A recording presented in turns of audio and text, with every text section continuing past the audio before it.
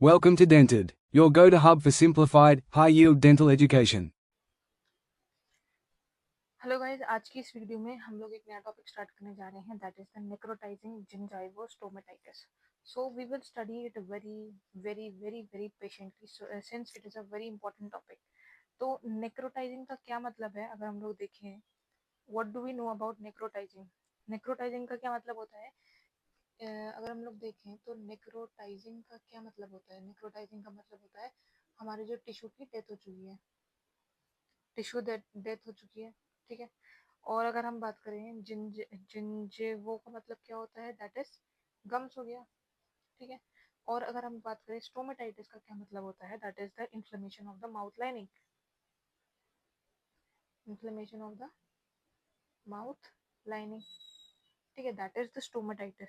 इसका ये मतलब होता है, ये एक सीवियर गम और माउथ का इन्फेक्शन होता है जहाँ पे हमारे गम के और सराउंडिंग माउथ टिश्यू के जो पार्ट्स हैं, यानी कि गम्स गम्स और आसपास माउथ की जो लाइनिंग है उसमें हो जाती है डेथ.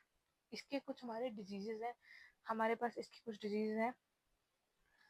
तो we are talking about the इस चीज़ को हम लोगों ने इस तरीके से हम लोग इसको रिप्रेजेंट कर रहे हैं, necrotizing gingival stomatitis as NGS, ठीक है.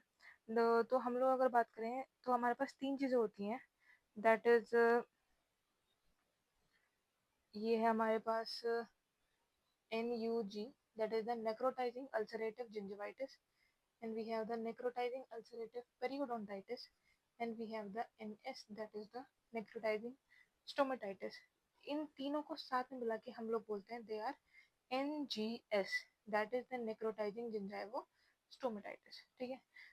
Now further increasing the topic, we are saying that इसके कुछ हमारे predisposing factors होते हैं.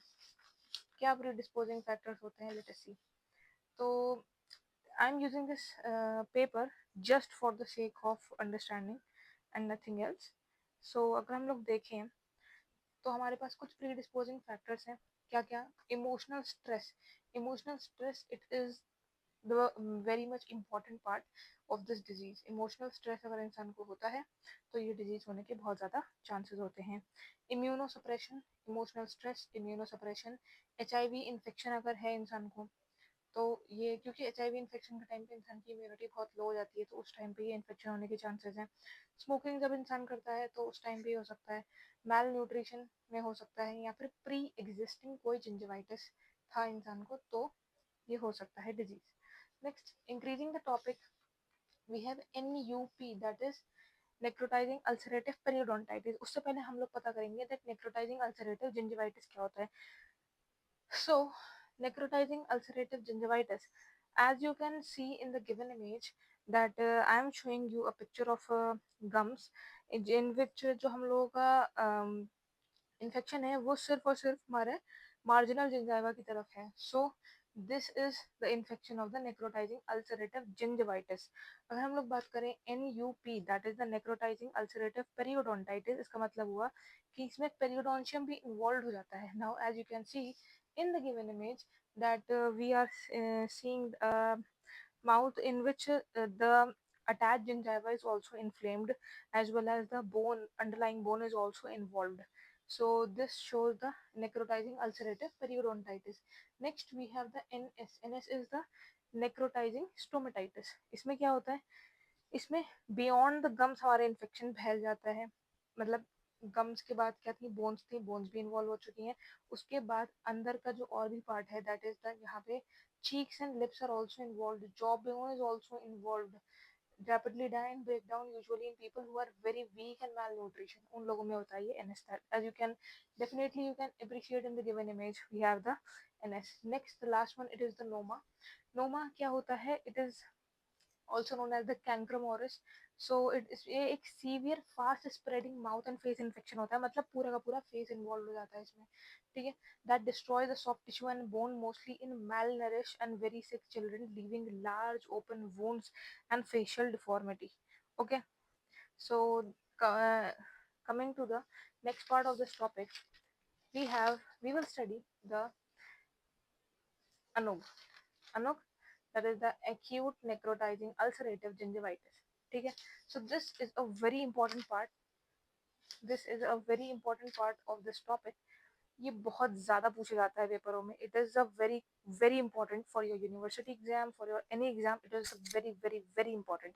ना next if I talk about, इसके बहुत सारे नेम हैं, काफ़ी सारे नाम हैं इसके। It is also known as the Vincent's infection, it is also known as the trench mouth, इसको हम ट्रेंच माउथ भी बोलते हैं।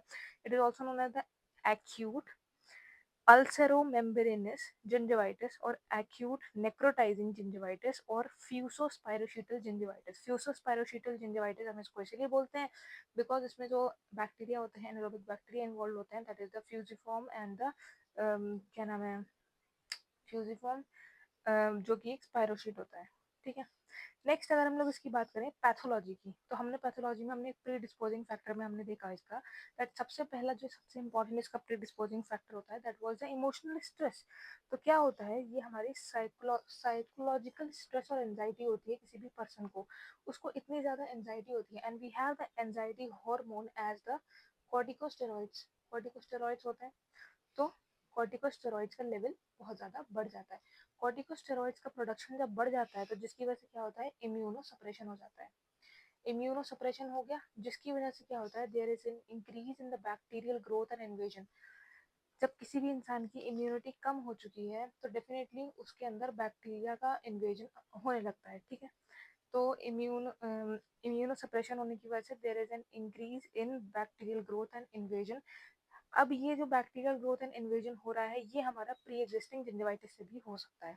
Next if I talk about, ये हमारा increase in bacterial growth and invasion की वजह से हमें हो गया नेक्रोटाइजिंग अल्सरेटिव जिंजिवाइटिस। अब ये जो नेक्रोटाइजिंग अल्सरेटिव जिंजिवाइटिस है, नेक्रोटाइजिंग अल्सरेटिव जिंजिवाइटिस जो है, ये इम्यूनो सप्रेशन की वजह से हुआ डेफिनेटली। और जो है कि हमारा ये जो इम्यूनो सप्रेशन है ये वायरल इन्फेक्शन की वजह से भी हो सकता है। We are talking, it is a very very very kind of important table. Okay. Next if I say deficiency हुई किसी भी इंसान को न्यूट्रिशन की और उसको वायरल इन्फेक्शन हुआ तो उसको नोमा भी हो सकता है। इतना ज़्यादा सीवियर केस में होती है कि वो उसको नोमा हो गया। नोमा इज़ द लेटर स्टेज। फिर उसके बाद जो है कि NUG, नेक्रोटाइजिंग अल्सरेटिव जिंजिवाइटिस हो गया, जिसकी वजह से उसको नेक्रोटाइजिंग अल्सरेटिव पेरियोडोंटाइटिस हो गया, जिसकी वजह से उसको नेक्रोटाइजिंग स्टोमेटाइटिस हो गया।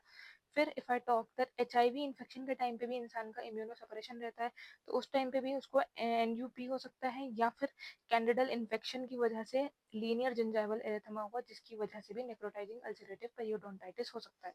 Now this is a very important pathology and it should be remembered by you all as well as all the names, all the topics which I am showing here are very important. अगर हम लोग बात करें the proliferation of the anaerobic fusiform bacteria, so since I am doing it line by line, so that's why I am hiding it. So proliferation of the anaerobic fusiform bacteria और spirochetes in anobe. ये fusiform bacteria और spirochetes क्या हैं? ये हमारे anaerobic bacteria हैं। Next if I talk about the pre disposing factors, तो pre disposing factors हमारे पास कुछ सिस्टेमिक फैक्टर्स हैं। सिस्टेमिक फैक्टर्स मतलब जनरल फैक्टर्स हैं जो पूरी बॉडी के इन्वॉल्व हैं। ठीक है। सो दे आर मैल न्यूट्रिशन। अगर कोई भी पर्सन है वो मैल न्यूट्रिशन है तो उसके अंदर ये डिजीज के होने के चांसेस बहुत ज़्यादा है। या फिर कोई भी विटामिन की डिफिशियंसी है, कौन सी vitamin, vitamin C, B1 and B2। या फिर अगर स्ट्रेस एंड इमोशनल स्ट्रेन की वजह से भी ये डिजीज हो सकता है। कौन सा, नेक्रोटाइजिंग जिंजाइवोस्टोमेटाइटिस। ओके। अब उसके अंदर सब आ सकता है, necrotizing ulcerative gingivitis, necrotizing ulcerative periodontitis या फिर नेक्रोटाइजिंग स्टोमेटाइटिस। अब next we can have smoking. Smoking is also playing a very important role in this disease, as well as we have some diseases like the leukemia, AIDS, syphilis and the gut diseases. All these diseases decreases the immunosuppression, so that is why it will lead to the necrotizing ulcerative any of the disease, that is periodontitis or gingivitis. Next we have the local factors. Local factors, if I talk, it will be only related to the mouth, that is the local factors. तो उसमें सबसे पहले हमारा आएगा that will be the marginal gingivitis. Marginal gingivitis है अगर predisposing factor तो क्या होना चाहिए, that will be the necrotizing ulcerative gingivitis. Okay क्योंकि उसमें सिर्फ मार्जिनल जिंजाइवा इन्वॉल्व होता है। नेक्स्ट है हमारा पुअर ओरल हाइजीन। अगर इंसान का पुअर ओरल हाइजीन है तो तब भी हमारा कोई सा भी हो सकता है जिंजाइवाइटिस। फॉल्टी डेंटल वर्क की वजह से भी हो सकता है, या फिर डीप पेरियोडोंटल पॉकेट की वजह से भी हो सकता है, टोबैको यूज की वजह से भी हो सकता है. Next if I talk about the etiology, the etiology says that the anug, that is the acute necrotizing ulcerative gingivitis में हम, it is a polymicrobial infection, ये एक polymicrobial infection होता है जिसमें हमारे पास destructive inflammation होता है. ठीक है, हमारे पास बैक्टीरिया जो इन्वॉल्व हैं, that is the fusiform bacilli and the Borrelia vincenti, they are involved and they are the spirochetes. ठीक है, we have the bacteroids intermedius, ये हमारे एक और involved होते हैं, that is the bacteroids intermedius and the bacteroids melaninogenicus are responsible for causing anuk. Next if I talk about the clinical features, so clinical features में हम लोग सबसे पहले क्या देखते हैं, एज देखते हैं. तो age ages 16 to 30 years, young और मिडिल एज्ड पर्सन में हो सकता है. सेक्स की बात करें तो मेल्स में ज़्यादा होता है. और आर्मी रिक्रूट्स जो कि बहुत ज़्यादा स्ट्रेस में रहते हैं मोस्ट ऑफ द टाइम. और childrens who are with malnutrition are at a higher risk. Next if I talk about the sign and symptom of this disease, the sign and symptom says that gums if I talk, so the gums if I talk, they are red, swollen, painful, bleeding. Gums कैसे हैं, बिल्कुल red colour के हैं gums, और बहुत ज़्यादा swollen है, और कहते हैं बहुत पेनफुल हैं, और अगर हम प्रोबिंग करेंगे तो ब्लीडिंग भी हो जाएगी. ठीक है, punched out papilla tips, papilla जो होता है दांतों के बीच में, ये कैसा है, पंच्ड आउट है.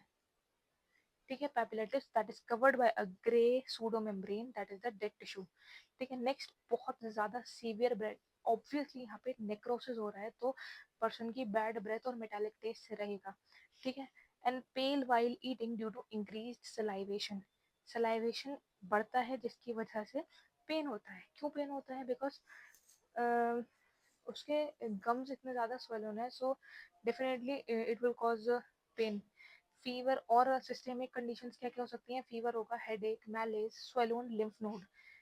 अगर ये वर्सन हो गया तो it can spread to cause the NUP, that is the necrotizing ulcerative periodontitis, that is bone is also involved with the gums.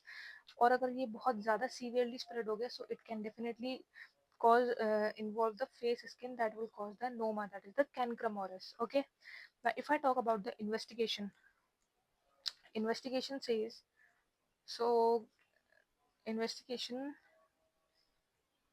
Investigation में अगर हम लोग देखें, अगर हम लोग माइक्रोस्कोपी की बात करें, in microscopy we have the spirochetes and the fusiform bacilli which are stained in fusiform और स्पायरोशीट्स को हम देखेंगे स्टेन्ड स्फीयर में, और जो ट्रेपोनोमा पैलेडियम है वो हमारा डार्क ग्राउंड माइक्रोस्कोपी में दिखेगा. Next if I talk about the direct fluorescent antibody test में ट्रेपोनोमा पैलेडियम दिखेगा, और जो है एंजाइम इम्यूनो एसे में हमारा वी हैव स्पायरोशीट्स मिलेंगे हमें अणु में. Now if I talk about the clinical course, the clinical course will be covered in the next video, since ये वाली वीडियो बहुत ज़्यादा लंबी हो रही है.